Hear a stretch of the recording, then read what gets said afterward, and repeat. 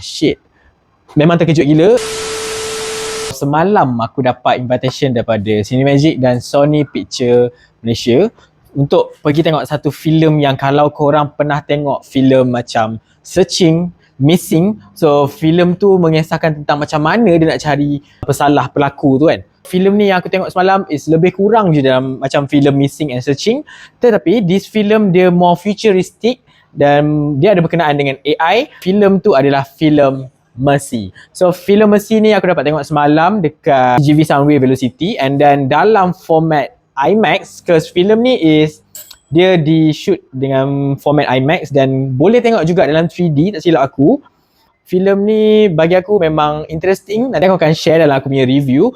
Filem ni lakonan daripada Chris Pratt dan Rebecca Ferguson. Kita akan terus pergi pada dia punya sinopsis lah. Before aku start punya review, aku akan share dulu dia punya sinopsis. Cerita ni mengisahkan tentang apa? Mengisahkan seorang watak detektif ni iaitu Chris Raven yang dilakonkan oleh Chris Pratt. Dia dituduh atas kes membunuh wife dia sendiri. Dia telah ditangkap oleh LAPD dan duduk di court AI ni lah, which is Mercy ni. AI ni adalah lakonan Rebecca Ferguson lah. So dia yang macam judge orang ni, dia buka macam-macam lah. Dalam filem ni dia menunjukkan macam mana diorang nak membuktikan yang Chris Raven ni tidak bersalah. So diorang ada buka cloud, so boleh tengok body cam daripada polis punya body, and then CCTV. So benda tu quite interesting lah bila tengok benda ni. Dia punya sinopsis lebih kurang macam tu lah. Chris Raven ni diberi peluang selama 90 minit sebelum untuk jatuh hukum yang dia bersalah dan dibunuh serta-merta. So dapat ke tak Chris Raven ni menyelamatkan diri dia daripada disabit kesalahan? So korang pergi tengok filem ni dekat wayang yang terdekat dengan korang lah. Itu saja dia punya sinopsis. Memang simple, straight to the point. Tetapi nanti aku akan share dalam aku punya review. And then jangan lupa like, share and subscribe aku punya YouTube channel. So let's go, pergi ke punya review.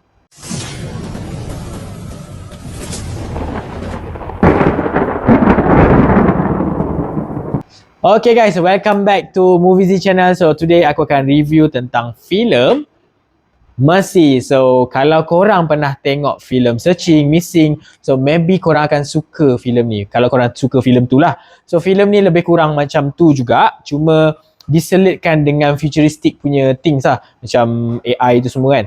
So diorang akan tunjuk macam mana diorang nak solve case. All the data ada dalam cloud, and then all the body cam daripada polis, CCTV, daripada phone. So dia boleh trace everything semua dalam phone.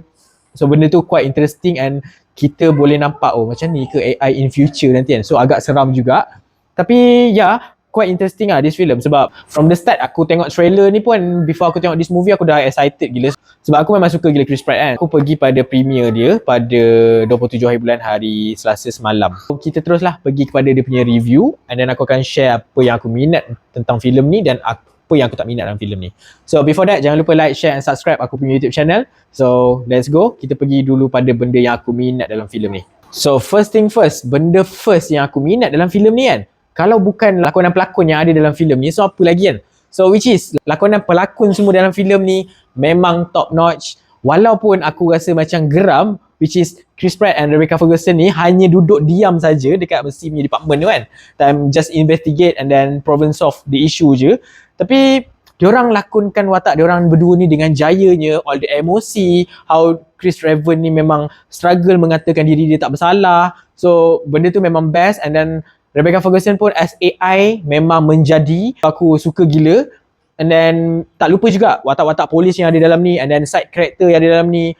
Anak si Chris Raven dalam filem ni pun memang membantu gila untuk build up the story. First is lakonan lah. Lakonan dalam filem ni is memang top notch.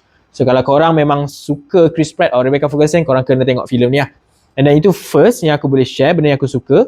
Nombor dua pula, tak lain tak bukan adalah dia punya plot, jalan cerita yang sangat best. Dia maybe nampak simple sebab macam kita pernah tengok Missing and Searching. Tapi jalan cerita kali ni memang aku rasa memang dia agak kompleks and then fast pacing, membuatkan kau perlu fokus bila tengok filem ni. Sebab kau tak boleh miss any benda pun dalam filem ni. Kau memang kena betul-betul fokus. Kau kena ingat all the character yang ada dalam filem ni, all the evidence. Semua benda tu memang perlu diingat sebab korang akan seronok bila tunggu the end part dia nanti. Jalan cerita dia memang best sebab kau akan turut serta untuk solve that case kan. So adakah Chris Evans ni bersalah ataupun dia tak bersalah, sebab nampak based on the evidence semua memang dia bersalah lah. So kalau korang nak tahu Chris Evans ni bersalah ke tidak, korang kena pergi tengok filem ni kan. So itu nombor 2 pula yang aku suka about dia punya plot and dia punya jalan cerita, memang best gila. Nombor 3 pula yang aku suka about this film adalah dia punya plot twist and then dia punya plot reveal tu lah. Plot twist dengan plot reveal dia memang aku rasa tak sangka-sangka. So kalau kau nak tahu apa benda, korang kena pergi tengok. Aku takkan spoil pun apa plot twist dia. Sebab bila kau, macam aku cakap tadi, dia membuatkan kita turut serta untuk solve that case kan. Tapi bila kau mendalami this film, kau akan rasa aku rasa dia ni lah yang bunuh kan. Tapi at the end dia tidak. At the end of the story dia memang aku rasa macam shit, memang terkejut gila. And then tak sangka pun rupa-rupanya orang tu kan. So kalau kau nak tahu apa plot twist and plot reveal dia, memang korang kena tengok filem ni. So itu saja benda yang aku minat about this film. So actually ada juga a few things yang aku tak minat dalam filem ni. So kita akan pergi pula pada benda yang aku tak minat dalam filem ni. First adalah benda yang aku tak minat is dia punya plot hole. Tak silap aku, kalau based on aku punya pemerhatian lah dalam filem ni, aku dapat 2 plot hole yang tak diterangkan, tak ditunjukkan. So dia tak ada macam backstory ke or whatever kan. 2 plot hole ni yang membuatkan aku terfikir-fikir. Yang hujung punya plot hole tu aku rasa macam okay je kalau tak ada explanation kan. But the first murderer tu kan, aku rasa macam you should tell us how that person kill that woman. Tapi benda tu tak ada. So benda tu yang membuatkan aku rasa tapi tu macam mana dia bunuh kan. Sebab tak tunjuk pun. So benda tu lemah sedikit, agak lemah lah dekat situ untuk dia punya plot tidak complete. So first yang aku tak suka. And then the second one, the last one lah, which is the ending tu terlalu macam over sangat. Sebab aku rasa kau boleh je endingkan benda tu dengan cara yang lain. Aku tak nak share, aku tak nak spoil ending dia macam mana. Tapi maybe aku boleh suggest lah patutnya ending dia macam mana. Sebab aku ada borak dengan Hadi dan Munif Basport semalam. So diorang pun cakap benda yang sama juga. We should ending like this. Contoh lah, kita dah dapat tahu siapa yang membunuh ni kan. Tapi ada satu person ni yang sebenarnya dia terlibat juga. So bila dah ending tu, AI dah close case, tapi dia buka lagi satu case untuk settlekan lagi satu case. Maybe lagi interesting bila dia buat ending yang macam tu. Tapi bila dia buat ending macam tu, kita akan dapat lah mesti tu ke apa kan. So, tapi tak, ending dia aku rasa macam over sangat, membuatkan aku rasa alah potong lah. So kalau ending dia bagus, maybe aku akan bagi lagi tinggi lah rating untuk this film. Itu saja yang boleh aku share about Mercy.